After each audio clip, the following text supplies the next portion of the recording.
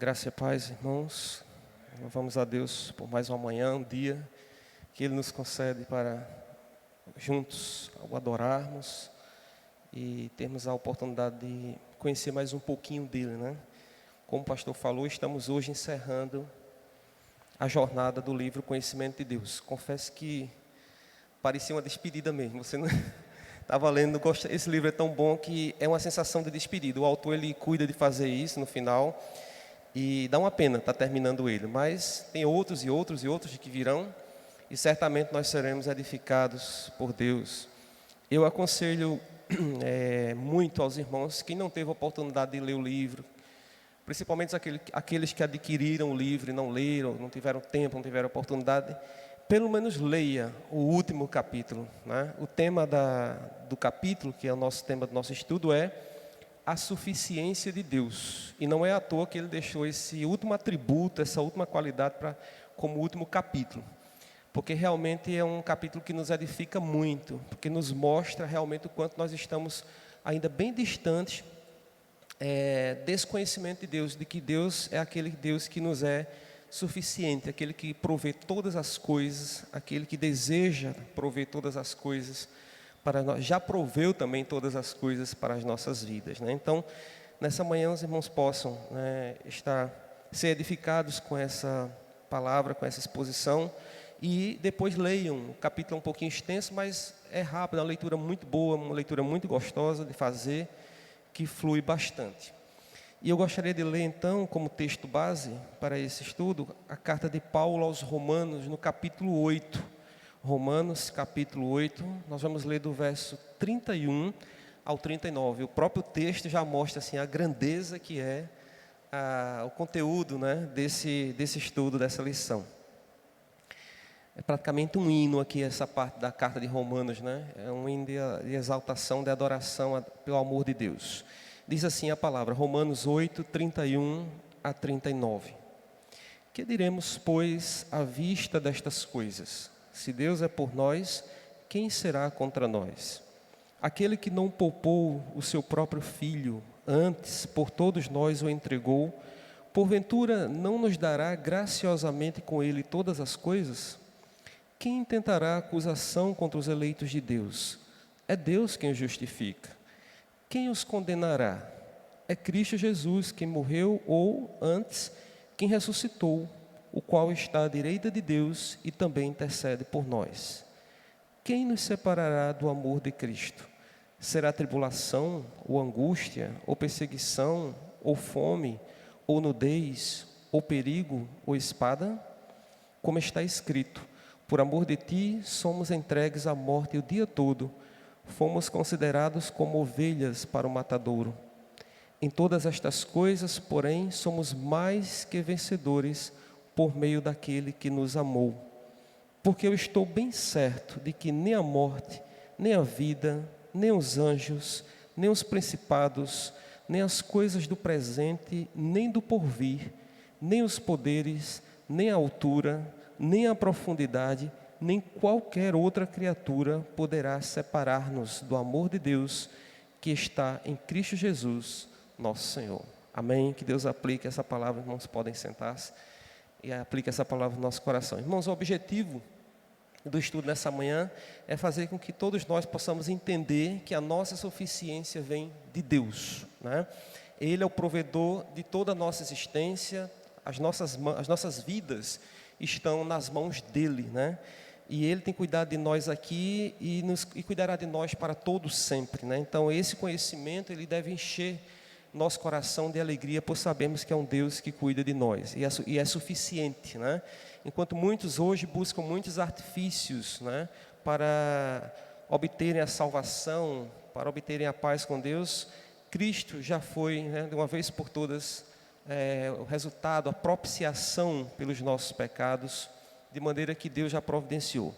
E antes de começar a expor mais o texto, né, que o Packer traz para nós, acerca da suficiência de Deus, ele traz algumas considerações que eu acho muito importantes acerca da carta de Romanos. Assim como a gente recomenda a leitura do livro, ele termina também o livro fazendo um desafio, digamos, para a gente voltar-se para a carta de Paulo aos Romanos, que é uma carta preciosa. Ele vai dizer que praticamente a carta de Romanos é como um coração da Escritura, né? É uma parte, uma porção da Escritura muito importante. Não é à toa, inclusive, que acho que a maioria dos seminários teológicos tem uma disciplina só voltada para ela, para essa carta, análise de Romanos, porque realmente é um texto, é uma carta, muito rico, um conteúdo muito rico, e que fala de vários temas, né, do ser humano, de Deus, de Cristo, da pessoa e obra de Cristo, do pecado, do juízo, do julgamento, enfim, há vários e vários temas que a gente pode. Então, ele traz aqui algumas justificativas por que a gente precisa, né, ou por que a gente deve estudar o livro de Romanos. Ele diz que Romanos, a carta de Paulo aos Romanos, contém tudo aquilo que um homem sábio poderia procurar na Escritura.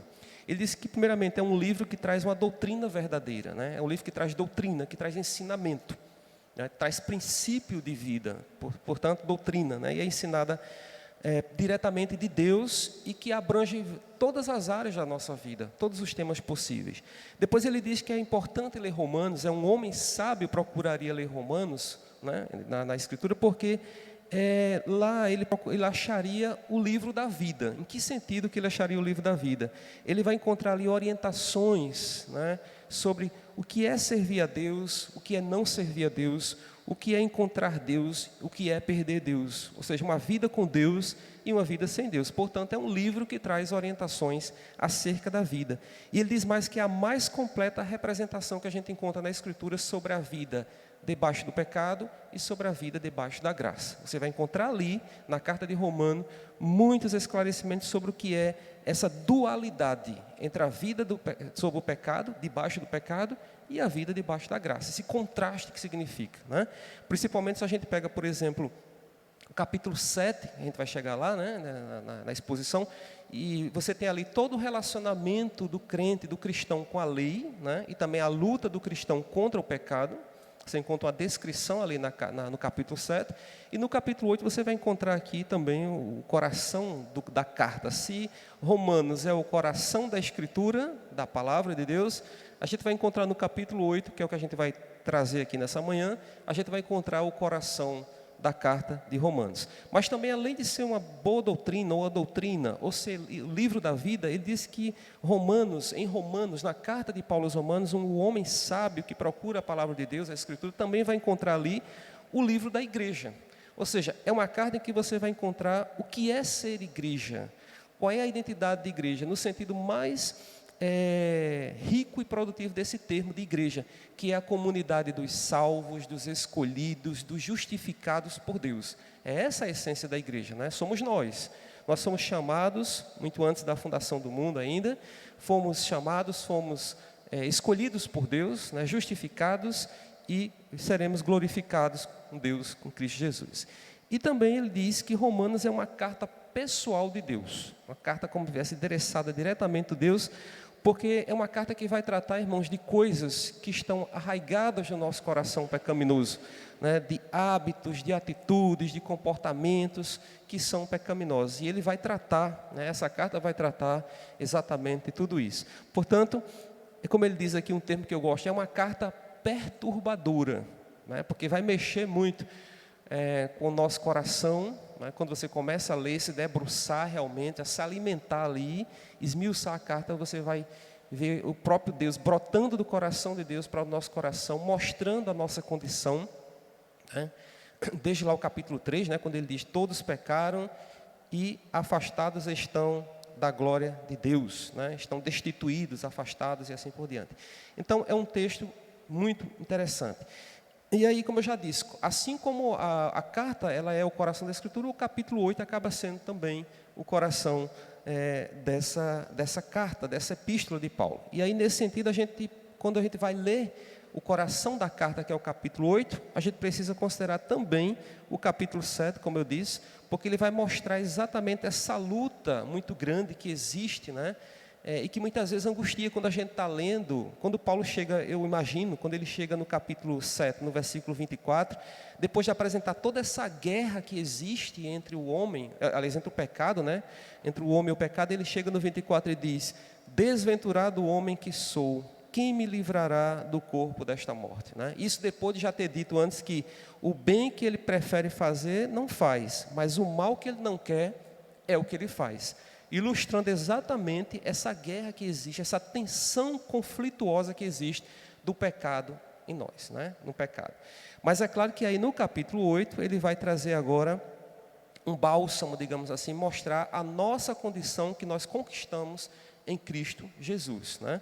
Inclusive o título do capítulo 8 é Nenhuma Condenação, né? Nenhuma condenação. Se no capítulo 5 ele diz que nós somos justificados por Deus, né? Mediante a fé, nós temos paz com Deus.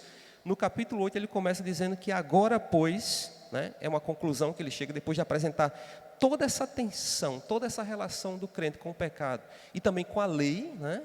Ele chega no capítulo 8 e inicia dizendo: agora, pois, portanto, já nenhuma condenação há para os que estão em Cristo Jesus. Isso porque no versículo 25, que termina o capítulo 7, ele diz, né, graças a Deus por Jesus Cristo, nosso Senhor, de maneira que eu, de mim mesmo, com a mente, sou escravo da lei de Deus, mas segundo a carne, da lei do pecado. Agora, pois, nenhuma condenação há para os que estão em Cristo Jesus. Então, o capítulo vai tratar disso aí. Então, nesses versículos que a gente não leu tudo, a gente leu apenas do versículo 31 até o 39, mas o que é que a carta, o capítulo 8 em geral, no todo, ele contém? O que é que o capítulo completo contém? Então, nos versículos de 31 a 39, Paulo vai mudar esse foco, né, que ele está trazendo aqui do capítulo 7, e ele vai mostrar agora, rapidamente, mostrar o tema, mostrando a suficiência de Deus para nós, né? Mostrando para nós, evidenciando que é nessa suficiência de Deus, que Deus nos proveu, que superamos o poder da culpa e do pecado, como está lá nos versículos de 1 a 9, quando ele vai falar aqui, no 1 a 9.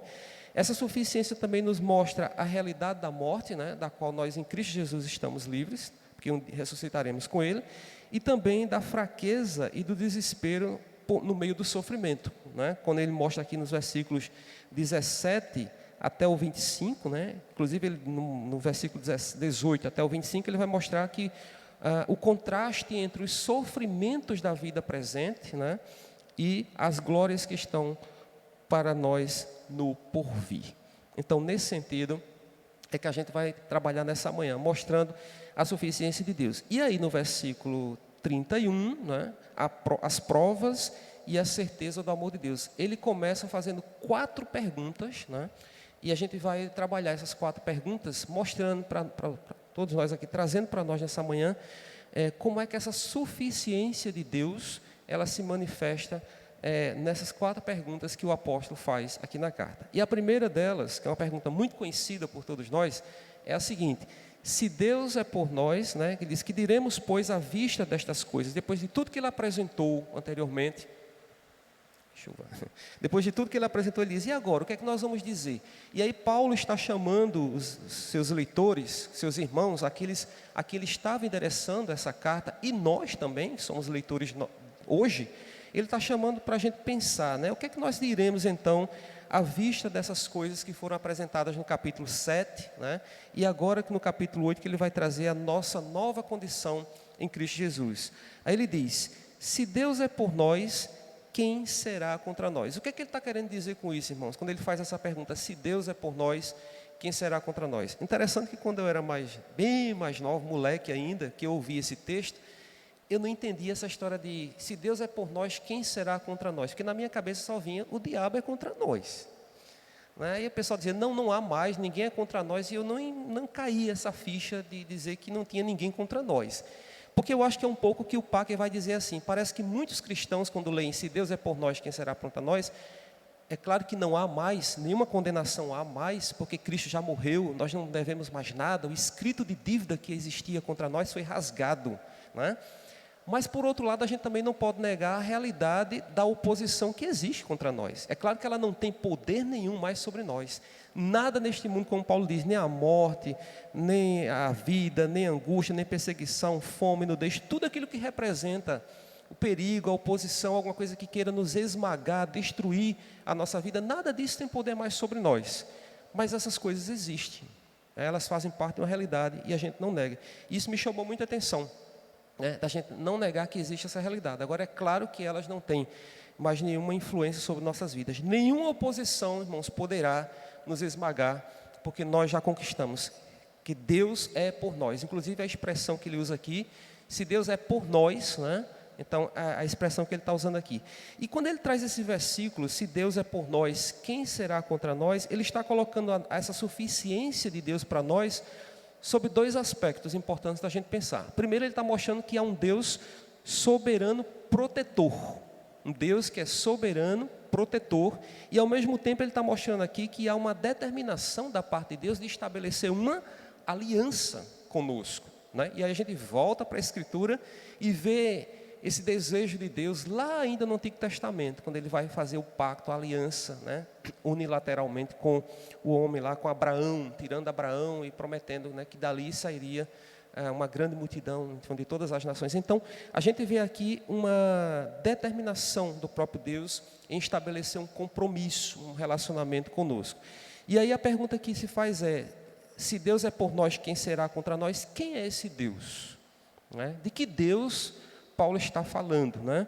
O Deus da Bíblia e o Deus do Evangelho, né? Paulo está trazendo para nós aqui, trazendo conhecimento do atributo desse Deus, que é o Deus da Bíblia e o Deus do Evangelho. E aí ele traz um texto para mostrar isso, eu acho um texto muito interessante, que mostra quem é esse Deus que é por nós, no livro de Êxodo, capítulo 34, e os versículos 6 e 7, né? Êxodo 34, 6 e 7, a Escritura diz assim: e passando o Senhor, é quando na entrega das segundas tábuas da lei, e passando o Senhor por diante dele, clamou: Senhor, Senhor, Deus compassivo, clemente e longânimo, e grande em misericórdia e fidelidade, que guarda a misericórdia em 1000 gerações, que perdoa a iniquidade, a transgressão e o pecado, ainda que não inocente o culpado, e visita a iniquidade dos pais nos filhos e nos filhos dos filhos, até a 3ª e 4ª geração. Então aqui você tem uma descrição, um relato no Êxodo, né, no Pentateuco ainda, de quem é esse Deus de quem Paulo está falando, esse Deus que é por nós, que um Deus que providenciou a nossa salvação.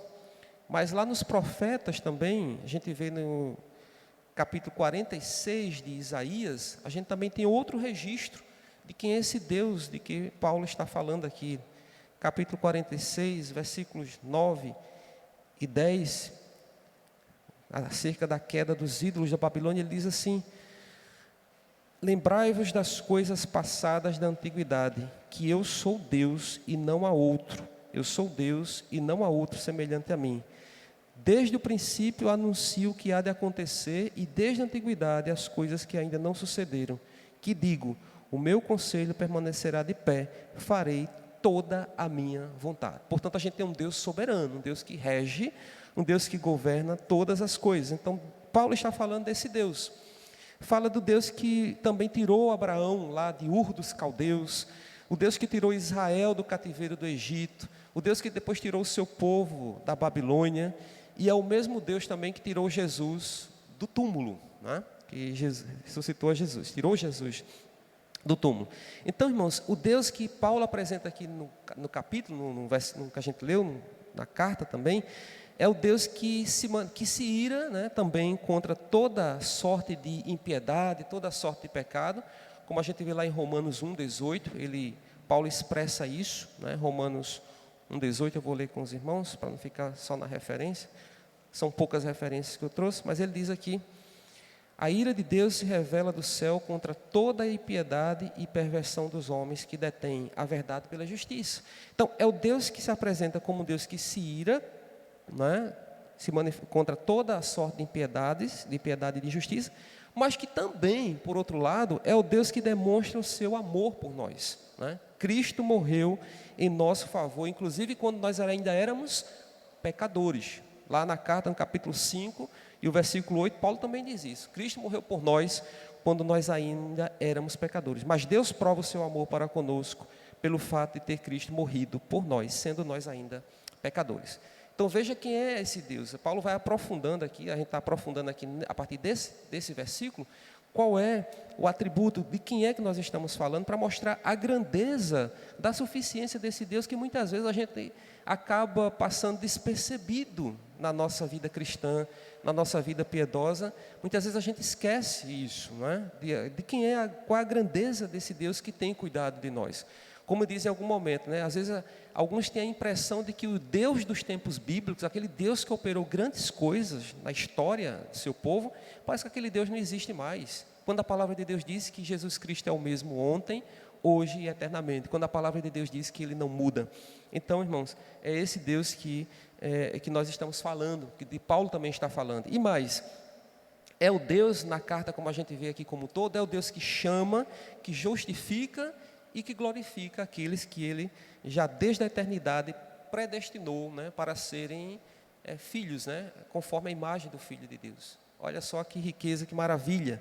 E aí essa expressão que ele usa aqui, se Deus é por nós, e o que é que significa esse por nós? É justamente essa outra dimensão, esse outro aspecto que a gente pode entender aqui, que além desse Deus soberano que cuida do povo dele, toda a história, é o Deus também que firma um compromisso, uma aliança de compromisso, porque é por nós, né? Há uma delimitação aqui, né? O objetivo de Deus sempre foi criar uma relação, né, de amor entre Ele e aqueles que creem nele. Esse é o desejo do nosso Deus, de estabelecer um compromisso, uma relação, né? E foi para isso que nós fomos criados, para o louvor da sua glória, fomos criados para essa relação, né?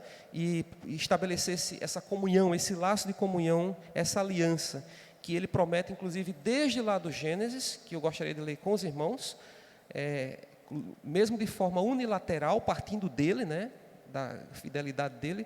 Em Gênesis capítulo 17, a gente conhece esse texto já de muitas outras situações, quando Deus chama Abraão, né, e ele diz no versículo 1, quando atingiu Abrão a idade de 99 anos, apareceu-lhe o Senhor e disse-lhe, eu sou o Deus Todo-Poderoso, anda na minha presença e ser perfeito. Portanto, você tem aqui uma ordem e também tem uma promessa. A gente vai ver a promessa quando ele diz aqui no versículo 7, ó, estabelecerei a minha aliança entre mim e ti, e a tua descendência no decurso das suas gerações, aliança perpétua, para ser o teu Deus e da tua descendência. E no versículo 9 ele diz, disse mais Deus a Abrão, guardarás a minha aliança, tu e a tua descendência no decurso de suas gerações. Portanto, esse compromisso que Deus firma com o homem, de forma unilateral, é um compromisso que é manifestado por meio de uma ordem, né? Mas também por meio de uma promessa que Ele faz, né? Então, esse é todo o relacionamento da aliança, é a base de toda a religião. Bom, e qual é o sentido de tudo isso? Quando a gente diz, se Deus é por nós, quem será contra nós? Como é que a suficiência de Deus se manifesta a partir disso? E aí a mensagem que o texto traz para nós, a mensagem que se proclama aqui, irmãos, é a garantia divina de nos sustentar e nos proteger, nos guardar, nos guiar, nos conduzir, mesmo quando todas as circunstâncias aqui nos ameaçam, né? Mesmo quando tudo anda difícil, quando as adversidades surgem, quando os problemas surgem, quando as pessoas se levantam contra nós, e aí sim, é essa mensagem que ele está trazendo para nós aqui, em termos de suficiência. Se Deus é por nós, quem será contra nós, né? Ninguém será contra nós. Deus promete, né, a gente vê na aliança dele, cuidar do seu povo, cuidar de nós, durante todo o tempo da nossa peregrinação, durante todo o nosso tempo de nossa estada aqui na terra, né? E ele promete nos conduzir, né, até o destino final, seguros, né? Não importando aí quantos obstáculos, quantos problemas venham surgir nas nossas vidas, né?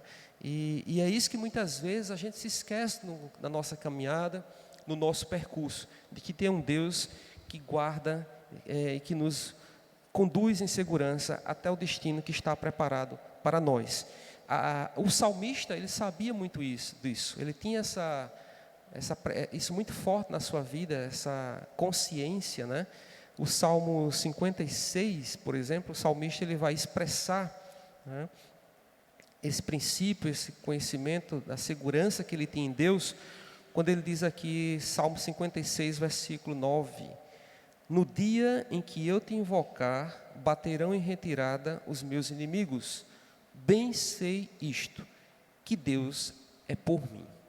Deus é por mim. Então, nessa declaração do salmista, né, e veja que o salmista aqui, ele está sendo colocado numa situação, vivendo uma situação muito difícil, que ele diz, os que me espreitam, versículo 2 ele diz, continuamente querem me ferir, e são muitos os que atrevidamente me combatem. Então ele estava passando por uma situação de perseguição, o salmista. Os irmãos lerem todo o texto depois, vão ver a dificuldade da perseguição que ele estava passando. Mas ele diz no versículo 9, eu sei que Deus é por mim, que Deus está comigo. Então ele mostra aqui nessa oração, o salmista, que Deus assegura que ele não foi esquecido, né? No versículo 8 ele diz assim, contaste os meus passos quando sofri perseguições. Olha só o cuidado de Deus, né, com cada um de nós. Contaste os meus passos quando sofri perseguições, recolheste as minhas lágrimas no teu odre. Não estão elas escritas no teu livro?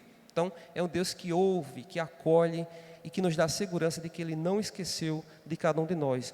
No 9, como a gente leu, né, do Salmo aqui, Ele dá confiança para nós, Ele traz a confiança de que os inimigos retrocederão, voltarão atrás, baterão em retirada quando clamar por socorro, né? Também no versículo aqui 3 e 4 do Salmo, a gente vê a confiança que ele deposita, né? Quando ele diz aqui, qual é a base dessa confiança? Ele diz, em me vindo temor, hei de confiar em ti, em Deus, cuja palavra eu exalto. Neste Deus ponho a minha confiança e nada temerei. Veja, o salmista está depositando aqui a sua confiança numa base, e essa base é Deus, não é outra. E ele tem certeza, irmãos, de que o Deus amoroso lhe preservará a vida, não importa o que acontecer, como ele diz aqui no versículo 11. Neste Deus ponho a minha confiança e nada temerei. O que pode fazer o homem? O que me pode fazer o homem? O que é que o homem pode fazer contra a minha vida? Né? Tem um texto, a palavra, eu não lembro a referência, que diz, antes temer a Deus, né, que pode matar, né, e lançar a alma no inferno, né? Então a gente não deve, não pode temer a nada, porque é o Deus. Então, irmãos, Paulo traz essa pergunta, esse questionamento, né, aos crentes de Roma, né, que ele estava mandando, enviando aquela carta, fazendo toda aqui uma oposição ao medo, que muitas vezes tinha tomado conta do coração daqueles cristãos. O medo da rejeição, né, o medo que eles sofriam da hostilidade, de ser um povo, muitas vezes, pela decisão de seguir a Cristo, ser um povo, uma pessoa hostilizada pelo mundo, como acontece ainda nos dias de hoje. Quantas pessoas aceitam a Jesus e são pessoas que são desprezadas, que são ridicularizadas, que passam a sofrer todo tipo de rejeição por parte de amigos, de familiares. E Paulo, de certa forma, está também aqui encorajando aqueles irmãos nesse sentido, né? Querendo quebrar ali todo o medo que porventura viesse a existir no coração daqueles irmãos. Ele sabe que esse medo muitas vezes inibe, é um medo que muitas vezes pode ser prejudicial e, enfim, abalar a fé daquele cristão. Então ele está também encorajando, diante de toda aquela condição que ele já apresentou, né, no próprio capítulo 8, da nossa condição em Cristo Jesus, da nossa condição conquistada, de que não há mais condenação, ele vai dizer, então, se Deus é por nós, quem será contra nós? O nosso Deus é Deus suficiente. Tá? E aí a gente fecha esse versículo, né, dizendo o seguinte, nós precisamos nos aproximar mais de Deus, conhecer mais esse Deus, que é um Deus que nos guarda, que nos protege, é o Deus protetor, soberano, e que estabeleceu uma aliança conosco, né? Estabeleceu, nos regenerou, nos salvou, e a gente vai encontrar a libertação do medo, tanto a libertação do medo, quanto forças nessas nossas lutas, diante das adversidades pelas quais nós passamos. Mas Romanos ainda, a gente está no capítulo 8, o versículo seguinte, 32, ele diz o seguinte, aquele que não poupou o seu próprio filho, mas o entregou por todos nós, como não nos dará juntamente com ele e de graça todas as coisas? Então, qual é a ideia que Paulo expressa aqui nessa segunda pergunta, né? O que é que ele traz para nós aqui em termos de suficiência de Deus, né? É que nenhuma coisa boa finalmente será negada, nada nos será negado. Olha, o texto diz, aquele que não poupou seu próprio filho, como é que ele, né, não nos dará então graciosamente ou de graça, gratuitamente, com Ele todas as coisas, né? E aqui Paulo nos apresenta nesse texto o nosso Deus, a suficiência do nosso Deus, como um Deus soberano, benfeitor, né? E também nos mostra aqui a firmeza da obra redentora de Cristo na cruz do Calvário, né? E aí ele vou pensar aqui, né, 3 aspectos que a gente pode pensar sobre essa redenção, sobre a firmeza dessa redenção trazida para nós por meio de Cristo. Primeiramente, o preço da redenção. Qual foi o preço da redenção? Irmãos, para nos salvar, Deus foi até o seu máximo, né? O texto diz, não poupou, é interessante esse verbo poupar, né? Não poupou o seu próprio filho, né? Então Deus foi, o que ele poderia nos dar mais, né? Ele não poupou o próprio filho. E a gente precisa entender, né, como o Parker vai dizer para a gente precisa entender, a gente não tem ideia, não podemos saber o quanto o Calvário custou para o Pai. E muito menos podemos entender também, dimensionar o que Jesus sentiu ao sofrer o castigo que estava previsto para nós, que estava preparado para nós. Então, o preço da redenção é um preço alto. O próprio Deus, se a gente pensar no próprio, o que o Calvário custou para o próprio Deus, né? E aí ele nos mostra, interessante essa questão da dimensão do amor, porque ele diz, se a medida do amor, né, é o que ele proporciona, ou seja, se a gente mede o amor por aquilo que ele nos proporciona, então nunca houve até então amor como demonstrado por Deus. Nem qualquer outra dádiva de amor, né, vai custar tanto para Deus. Eu estava pensando aqui hoje no Dia das Mães. Hoje é o Dia das Mães e normalmente se diz que não existe amor maior do que o amor de mãe, né? Sempre o amor de mãe é colocado como aquele amor abnegado, aquele amor que é capaz de se dar, de se doar, de se entregar por um filho, né? Então, se a gente, tomando como parâmetro aqui o amor da mãe, que é alguém que é falha, alguém que, né, que não é, alguém que tem limitações, agora começa a imaginar o amor de Deus, né? Então, se o amor de Deus ele é dimensionado por aquilo que ele proporciona, então esse amor de Deus, irmãos, ele é algo que realmente nunca houve em toda a história da humanidade, nunca ninguém vai ver amor maior do que este, porque diz o texto aqui, aquele que não poupou o seu próprio filho. Então, o preço da redenção é um preço muito grande. E o próprio Deus já manifestou, já expressou esse preço, esse amor por nós, como diz lá no capítulo 5, versículo 8, né? Deus prova o seu amor para conosco, né, quando nós ainda éramos pecadores. Não havia nada de lindo, de bonito em nossas vidas para Deus nos amar. Só havia pecado, era a nossa condição. Mas ele diz, ele prova o seu amor para conosco, né, entregando o seu Filho, Jesus. Eu gosto de ler o texto. Mas Deus prova seu amor para conosco pelo fato de ter Cristo morrido por nós, sendo ainda nós pecadores. Mas aí ele mostra, além do preço dessa redenção, nesse versículo, ele mostra também a eficácia, né, da nossa redenção. Quando ele diz, Deus o entregou por todos nós, né? Então, deixa eu pegar aqui o versículo 32, né? Aquele que não poupou seu próprio filho, antes por todos nós o entregou, porventura não nos dará graciosamente com ele todas as coisas, né? E esse Deus o entregou por todos nós é a garantia de que todas as coisas nos serão dadas, irmãos.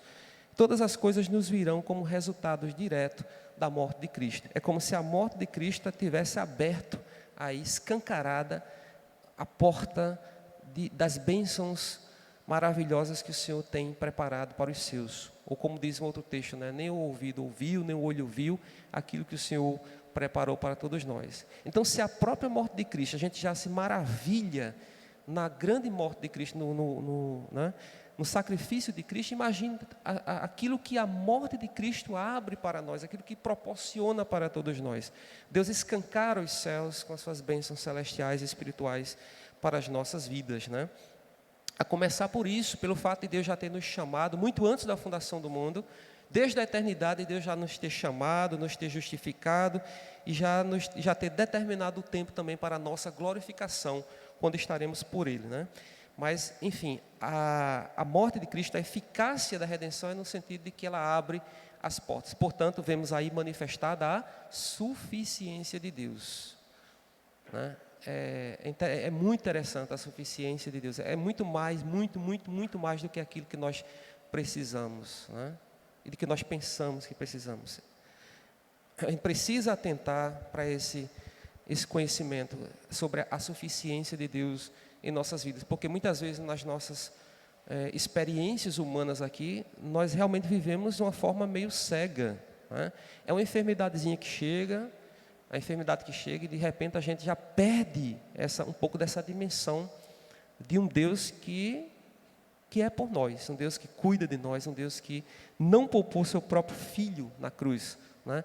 E que se Ele não poupou o seu próprio Filho, porventura Ele não dará todas as outras coisas, né? E mesmo que o nosso corpo venha a padecer, venha a morte física, né? Mas o que está preparado para nós é algo extremamente assim, extraordinário, que a nossa mente não consegue compreender. E aí é interessante porque a eficácia da nossa redenção é tão grande, irmãos, que a própria fé, que é o meio, né, de que nos apropriamos dessa salvação, eu acho isso fantástico. Até isso faz parte do próprio plano de salvação de Deus para nós. Quando eu imagino que eu mesmo não tenho condição, né, de crer nisso, mas o próprio Deus fazendo parte do próprio plano de salvação, assim como o perdão faz parte, assim como a paz também são dons divinos, o perdão de Deus, a paz de Deus que vem no nosso coração por meio de Cristo Jesus, a fé também, né, nós nos apossamos do conhecimento de que Cristo Jesus morreu por nós para nos salvar.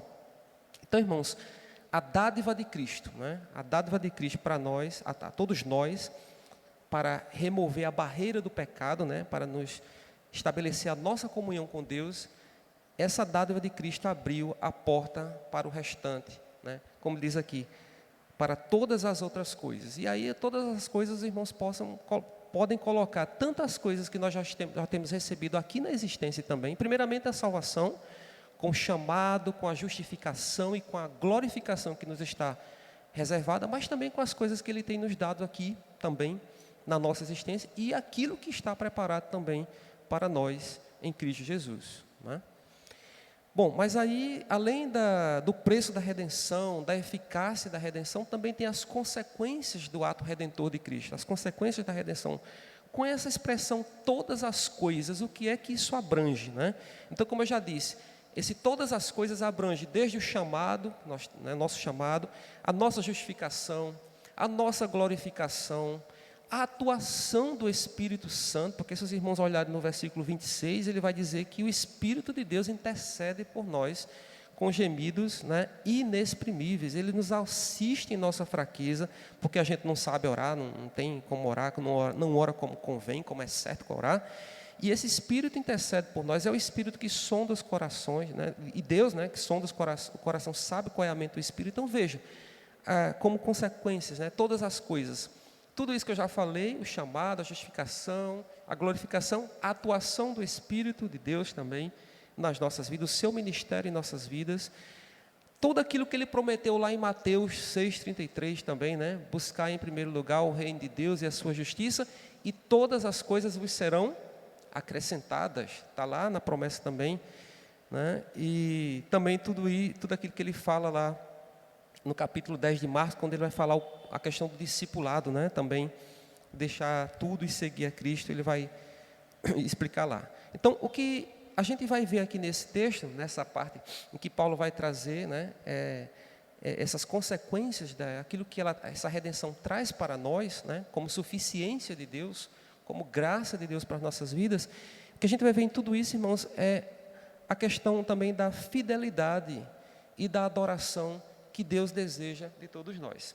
Se a gente começar a olhar o Antigo Testamento, a Escritura, a gente vai vendo ali o agir de Deus, né, no seu povo, no meio do seu povo, numa busca incessante de que aquele povo fosse fiel a Ele, de que aquele povo pudesse ter um relacionamento, né, único e exclusivo com Ele, porque isso seria a manifestação de que Deus é suficiente. Porque todas as vezes que o povo se afastava e ia buscar em outros deuses, é como se estivesse dizendo para Deus: olha, a gente não está conseguindo tudo que a gente quer no Senhor, o Senhor não é suficiente para nós. E a gente vai entender muito melhor, a partir da suficiência de Deus, esse desejo dele de ter-nos como povo exclusivo dele. E isso vale para a igreja, não estou falando só do Israel lá não, mas Israel de hoje, que é a igreja do Senhor também. Então Deus quer nos mostrar todos os dias, meus filhos, né? Eu sou o suficiente, o meu poder se aperfeiçoa na fraqueza, diz lá já em outro texto, né? Ele diz, o meu poder se aperfeiçoa na fraqueza, a minha graça te basta, é suficiente, é bastante. E é bastante, irmãos, eu vejo, não é no sentido limitado não, ela é abundante. Ela transborda, a suficiência de Deus nas nossas vidas, ela transborda.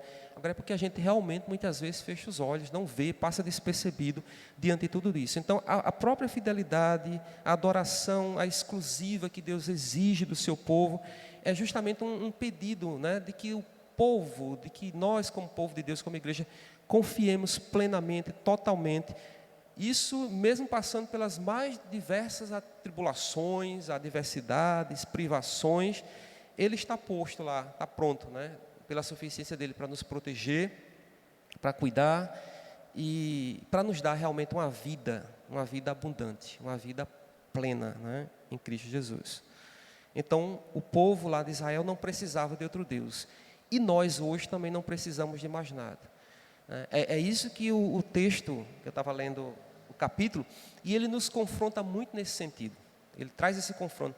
Como nós estamos empenhados hoje em buscar coisas que nos tragam, né, conforto, bem-estar. Isso não é errado, irmãos. Não estou aqui fazendo apologia àquele voto de pobreza lá que se faz lá na igreja, né?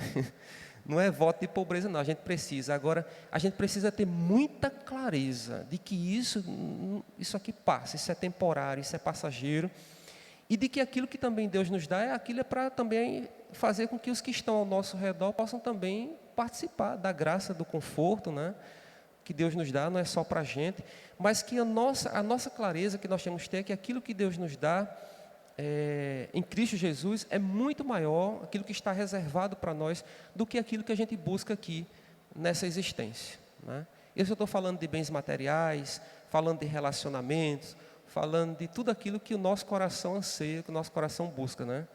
É como um coração muitas vezes vazio, que está em busca, correndo pelo preenchimento, né?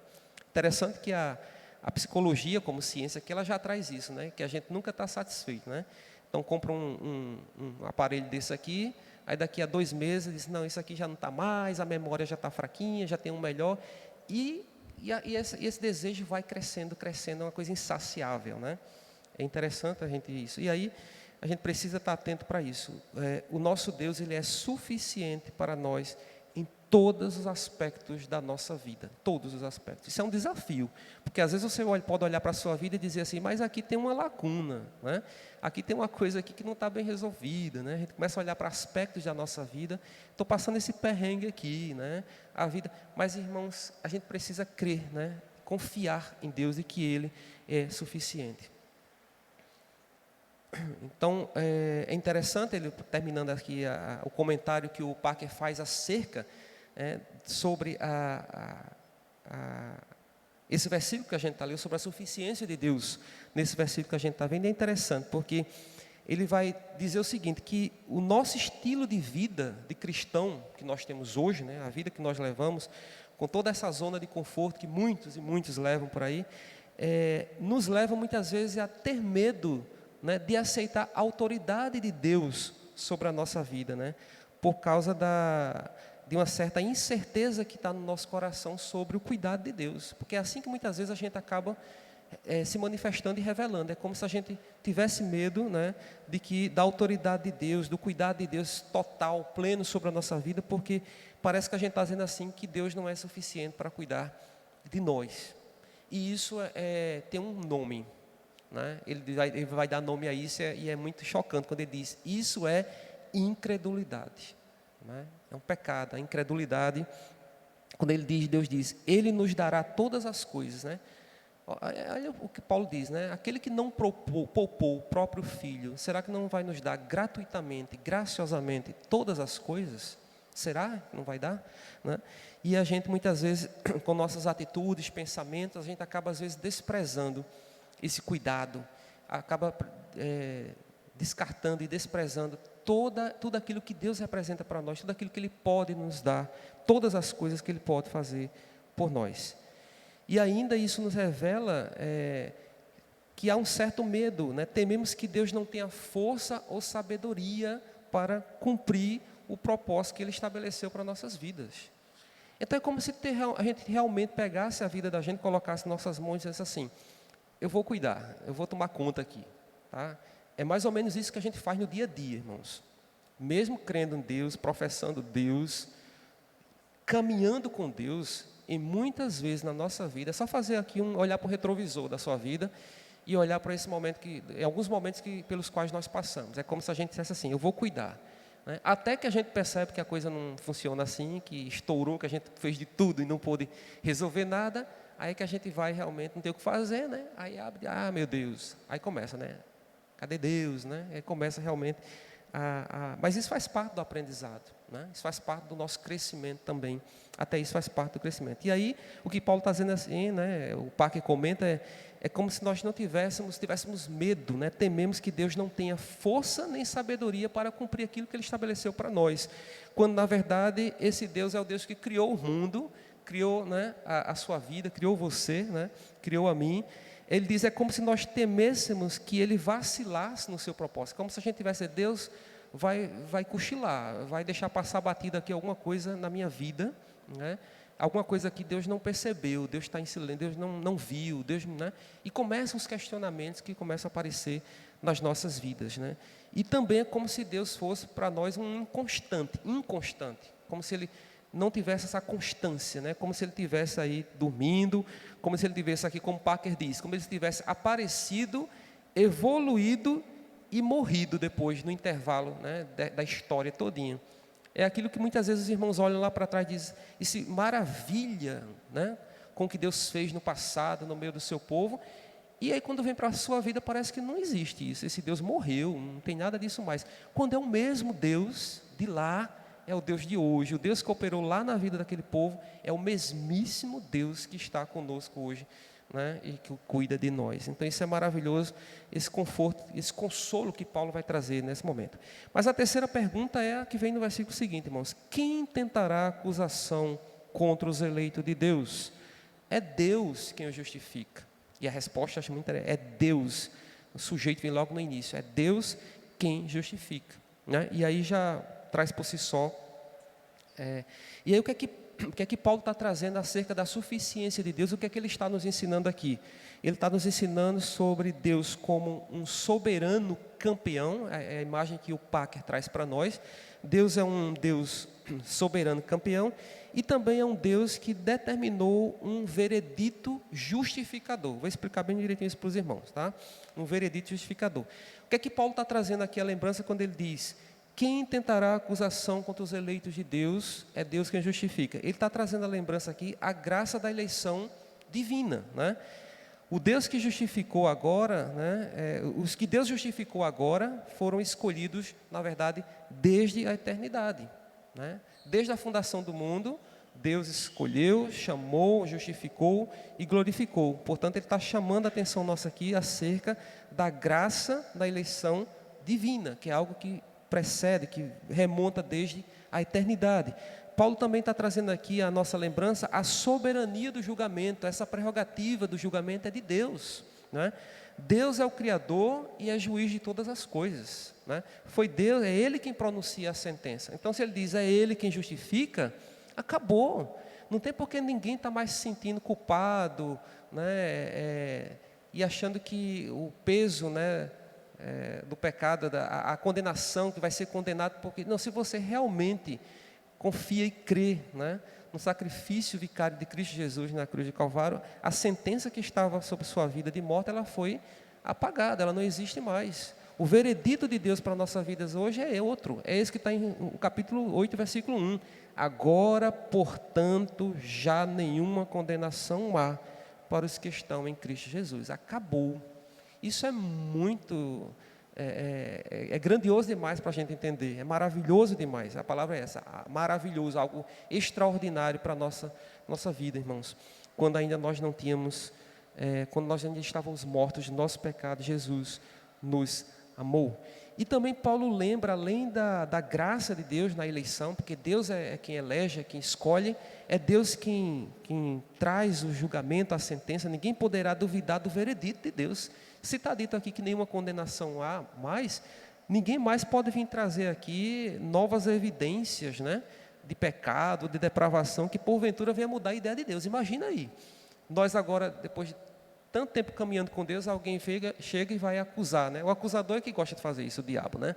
Mas alguém chegar e dizer assim, olha, tem uma coisinha ali que o sacrifício não deu conta, não. E aí Deus vai lá e muda a sentença. Não, né? A sentença de Deus, o veredito de Deus, já foi dado uma vez por todas. Nenhuma condenação há para os que estão em Cristo Jesus. Ninguém mais pode mudar isso, né? Porque quando Deus conhecia o pior de nós, ele já tinha manifestado ali o seu amor por meio de Cristo Jesus. Portanto, o veredito é decisivo e é final.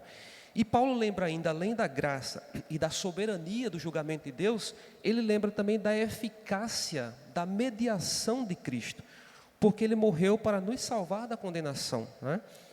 Cristo levou sobre ele toda a culpa dos nossos pecados, ressuscitou, foi exaltado e intercede por nós com autoridade, né? Ele intervém em nosso favor, a fim de que, com que objetivo ele intercede por nós? Com o objetivo de certificar-se de que recebemos tudo aquilo pelo que ele morreu, tudo aquilo que ele garantiu, que ele conquistou na cruz do Calvário, ele intercede, ele zela por isso, por nós. Então, como o Parker diz, será que agora ele vai nos condenar, né? E aí Paulo nos mostra que a ideia de Cristo nos condenando é uma ideia estapafúrdia, é uma ideia absurda, né? Não é essa, pelo contrário, a eficácia da mediação de Cristo, a eficácia da morte de Cristo é para nos mostrar que ele nos livrou definitivamente da ira de Deus. E para finalizar, vem a última pergunta que ele faz no versículo 34, né? Mostrando aí a suficiência de Deus também. Quem os condenará? Aliás, quem nos separará do amor de Cristo?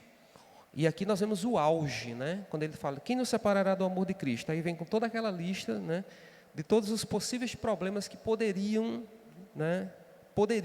nos afastar do amor de Cristo.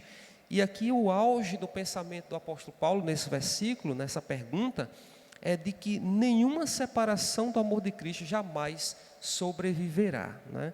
E ele comprova isso no versículo, mostrando Deus e Jesus como sendo nossos amparadores, como sendo os nossos soberanos amparadores, e também ele mostra aqui a própria determinação do amor de Deus, o desejo de Deus de nos amar, né?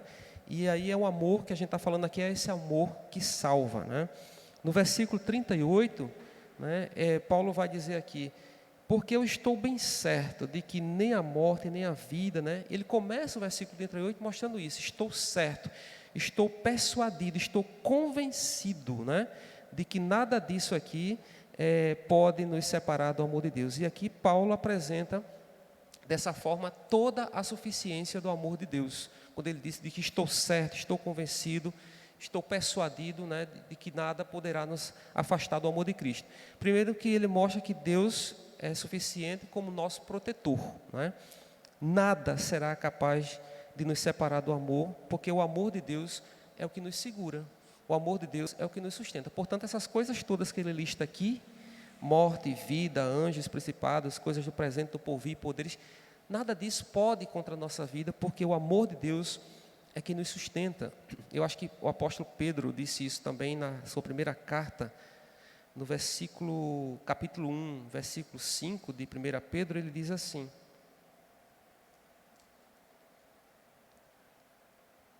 falando aqui sobre, né, que Cristo nos regenerou para uma viva esperança, né, mediante a ressurreição de Cristo. Deus nos regenerou para uma viva esperança por meio da ressurreição de Cristo. Ele vai dizer, para uma herança incorruptível, reservada nos céus para vós, que sois guardados pelo poder de Deus, mediante a fé para a salvação preparada para revelar-se no último tempo. Então, o texto diz, irmãos, Pedro, que nós somos guardados, né? Essa salvação, ou seja, é aquilo que Paulo está dizendo aqui, né? Deus, ele nos sustenta, nos segura firme com esse amor, de maneira que nada disso poderá nos tirar do nosso caminho. E também ele mostra que Deus é suficiente como nosso objetivo, né? O propósito da comunhão, da nossa comunhão com Deus em Cristo, é justamente o aperfeiçoamento dessa comunhão, né? Nós temos cada vez mais crescermos nessa comunhão. Então, quando nós crescemos nessa comunhão, nós conhecemos mais a Deus. E conhecendo a Deus, nós nos satisfaremos por completo, sem precisar de coisa alguma, nem desejar mais. Então, é nesse sentido que ele está colocando aqui, a suficiência de Deus, mostrando Deus como nosso protetor, aquele que nos sustenta, que nos segura firme em todas essas circunstâncias, de modo que nada disso poderá nos separar, e também que o nosso objetivo, Deus é suficiente como nosso objetivo, no sentido de que, conhecendo mais a Deus, nós estaremos plenamente satisfeitos ou completos neles. Quanto menos conhecemos a Deus, aí o inverso também é verdadeiro. Quanto menos conhecemos a Deus, quanto menos negligenciamos o conhecimento de Deus, menos necessidade a gente vai ter de Deus. A gente vai buscar se completar em outras formas. A gente vai buscar satisfazer a nossa vida em N formas. Como a gente vê no mundo, né? As pessoas correm para tudo que vocês imaginarem. Para as drogas, correm para tantas coisas aí que a gente vê, buscando preencher o vazio, buscando completar a sua vida. Mas mesmo no meio de nós, cristãos, a gente precisa conhecer mais a Deus, porque a gente conhecendo mais a Ele, com certeza a gente vai buscar satisfazer o nosso coração cada vez mais nele, né? Então, irmãos, já finalizando aqui, Paulo novamente, quando ele diz, quem nos separará do amor de Cristo, ele está querendo aqui diluir todo o medo, está se opondo a todo medo. Que medo? O medo de que tudo isso possa causar nas pessoas, né? Como de fato causa tribulação, angústia, perseguição, fome, nudez, perigo, espada, né? Anjos, morte, enfim, tudo que ele está citando aqui, isso poderia trazer, de certa forma, medo, né?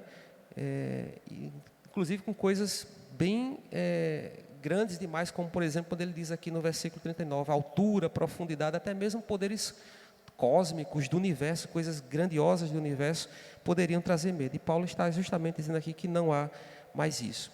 E trazendo para o nosso contexto, para os nossos dias hoje, né, a gente tem um grande medo aí que nos afetou, né, no início do ano passado, que é a pandemia. Como essa pandemia tem trazido medo, né? Talvez se fosse reescrever esse texto hoje aqui, Paulo estivesse colocando, a pandemia de coronavírus também não poderá nos afastar do amor de Cristo que está nele. Então, lançar fora esse medo que ele está trazendo aqui. Então, irmãos, que nós possamos fazer, finalizando aqui quando ele diz, né, ele termina o capítulo dizendo assim, que em meio a tudo isso nós possamos fazer como Paulo e Silas fizeram em Filipos, quando estavam presos, né, naquela cadeia, né? Eles expulsaram todo o medo, tudo aquilo que de certa forma trazia pavor ao seu coração, de uma forma muito interessante, cantando louvores, né? Então é louvando a Deus, cantando a Deus e orando também. É dessa forma que nós vamos enfrentando todo o medo daquilo que pode. E temos a certeza, irmãos, fechando aqui, tendo a certeza, como Paulo mostra de uma forma belíssima nesse texto que a gente acabou de ver, de meditar um pouco nessa manhã. Nada, absolutamente nada, poderá nos afastar do amor de Deus que está em Cristo Jesus. E que Ele é suficiente em nossas vidas. E como eu já disse, suficiente de uma forma abundante. Então, que o nosso coração, nesta manhã, também possa ser um coração grato a Deus, né? Muitas vezes a gente está tão focado aqui em muitas coisas que parece nos faltar. Na verdade, quem está em Cristo Jesus não falta absolutamente nada. Mas o nosso coração, às vezes, está muito focado nisso. E aí brota do coração aquele sentimento de ingratidão, né? E a gente vai entrando numa loucura da murmuração, da reclamação. E a gente precisa atentar para tudo aquilo que Deus conquistou para nós em Cristo Jesus. E eu gosto muito da ideia que Parker traz aqui, quando ele diz, com Cristo Jesus, assim, foi escancarada a porta de todas as coisas que Deus possa fazer nas nossas vidas. Aqui também ainda nessa existência, se Ele quiser, se lhe aprouver, se for da vontade dEle, mas muito, muito e abundantemente, muito mais aquilo que Ele já preparou para nós em Cristo Jesus, quando estivermos definitivamente com Ele. Que o Senhor então aplique essa palavra no nosso coração. E novamente eu reitero que os irmãos possam ler, né? Se não tiveram oportunidade de ler, leiam esse último capítulo. E com certeza os irmãos serão bastante edificados em relação a esse tema maravilhoso que é a suficiência de Deus, da graça de Deus em nossas vidas. Deus, pois, nos abençoe. Nós vamos orar e depois eu passo a palavra para o pastor. Senhor, nós te rendemos graça nesta manhã, louvamos o Teu nome, Senhor, pela oportunidade de poder ouvir, entender, estudar a Tua palavra, Deus, e conhecer mais ao Senhor. Louvamos a Deus por esse percurso, Deus, esse estudo que fizemos por vários domingos, aprendendo um pouquinho mais do Senhor, e como é gratificante poder conhecer, crescer um pouco mais no conhecimento de Deus. Que essa palavra, Deus, possa ficar impregnada no nosso coração, Deus. Que nós possamos nos lembrar todos os dias de que Tua graça, o Senhor, é suficiente para nossas vidas e que nós não temos falta de absolutamente nada, Senhor, porque o Senhor é o Deus que sempre cuidou do seu povo na história, é o Deus que tem cuidado do seu povo, da igreja que, ó Deus, na terra tem nos conduzido em triunfo e tem nos conduzido de maneira segura, Pai, de maneira que nada pode nos afastar do amor que está no Teu Filho. Pedimos que o Senhor nos dê essa certeza, nos fortaleça nessa certeza todos os dias, para que possamos ter uma vida abundante, ó Deus, para que possamos professar com alegria as coisas que o Senhor tem feito no nosso meio. Nós oramos agradecidos no nome de Jesus. Amém. Deus abençoe, meu irmão.